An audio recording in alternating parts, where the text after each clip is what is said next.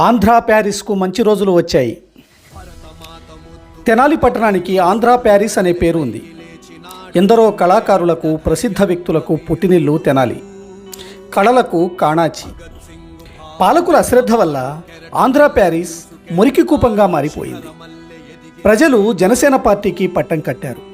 Janasena political affairs committee chairman Nadella Manohar గారిని భారీ మెజారిటీతో తెనాలి ప్రజలు గెలిపించారు. చిన్నబాస్ మంత్రిగా పదవీ బాధ్యతలు స్వీకరించిన మరుక్షణమే సంస్కరణలకు తెరతీశారు. అధికార యంత్రాంగాన్ని పరుగులు పెట్టించారు.